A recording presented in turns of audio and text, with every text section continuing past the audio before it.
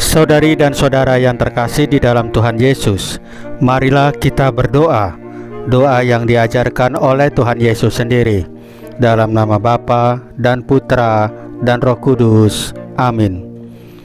Bapa kami yang ada di surga, dimuliakanlah namamu, datanglah kerajaan-Mu, dan jadilah kehendak-Mu di atas bumi seperti di dalam surga.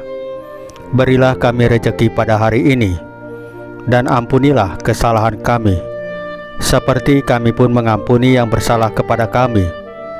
Dan janganlah masukkan kami ke dalam pencobaan, tetapi bebaskanlah kami dari yang jahat.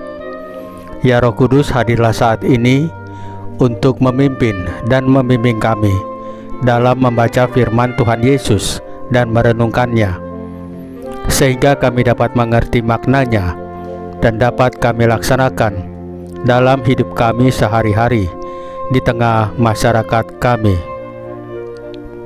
Pembacaan Injil Markus bab 6 ayat 1 sampai dengan ayat 6.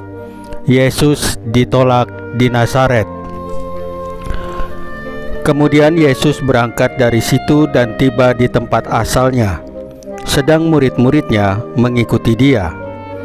Pada hari Sabat, ia mulai mengajar di rumah ibadat, dan jemaat yang besar takjub ketika mendengar dia, dan mereka berkata, "Dari mana diperolehnya semuanya itu? Hikmat apa pulakah yang diberikan kepadanya? Dan mujizat-mujizat yang demikian, bagaimanakah dapat diadakan oleh tangannya? Bukankah ia ini tukang kayu, anak Maria, saudara Yakobus, Yoses, Yudas dan Simon? Dan bukankah saudara-saudaranya perempuan ada bersama kita?" Lalu mereka kecewa dan menolak dia.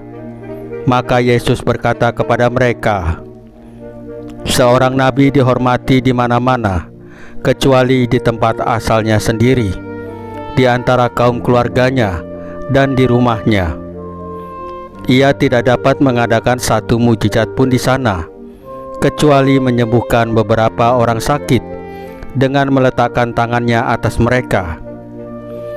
Ia merasa heran atas ketidakpercayaan mereka. Demikianlah sabda Tuhan. Terpujilah Kristus.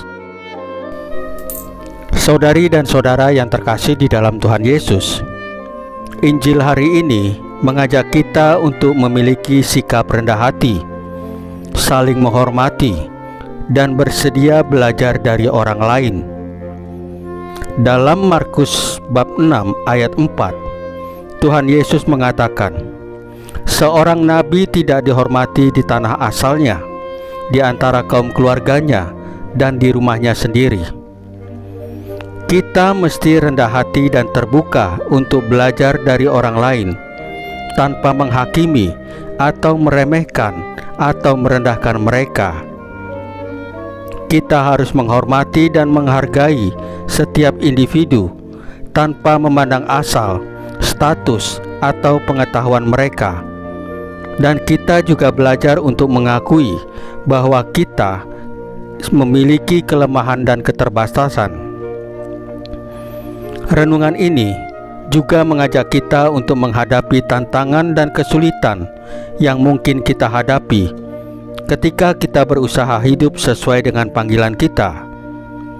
Seperti seorang nabi yang mungkin tidak dihormati di tanah asalnya, kita juga mungkin menghadapi penolakan, ketidakpahaman, atau bahkan penghinaan ketika kita berusaha hidup sesuai dengan nilai-nilai iman kita. Dan perlu kita sadari bahwa kita tidak sendirian dalam perjalanan hidup kita. Tuhan Yesus sendiri mengalami penolakan dan tidak dihormati oleh orang-orang di tanah asalnya. Tuhan Yesus memahami kesulitan dan tantangan yang kita hadapi, dan Ia selalu bersama kita dalam perjalanan hidup kita. Saudari dan saudara yang terkasih di dalam Tuhan Yesus, marilah kita berdoa. Ya Tuhan Yesus, kami juga memohon kekuatan dan ketekunan dalam menghadapi penolakan dan kesulitan yang mungkin kami hadapi saat kami berusaha hidup sesuai dengan panggilan kami. Ingatkanlah kami bahwa Engkau selalu bersama kami dalam setiap langkah perjalanan hidup kami. Salam Maria, penuh rahmat, Tuhan sertamu. Terpujilah Engkau di antara wanita, dan terpujilah buah tubuhmu Yesus. Santa Maria Bunda Allah, doakanlah kami yang berdosa ini, sekarang dan waktu kami mati. Ya Tuhan Yesus, tambahkanlah iman kami hanya kepadamu saja, karena hanya Engkaulah Tuhan dan Juru Selamat kami satu-satunya, tidak ada yang lain. Dalam nama Bapa dan Putra dan Roh Kudus. Amin. Saudari dan saudara yang terkasih di dalam Tuhan Yesus, bacaan firman dan renungan hari ini sudah selesai. Tuhan Yesus memberkati kita semua.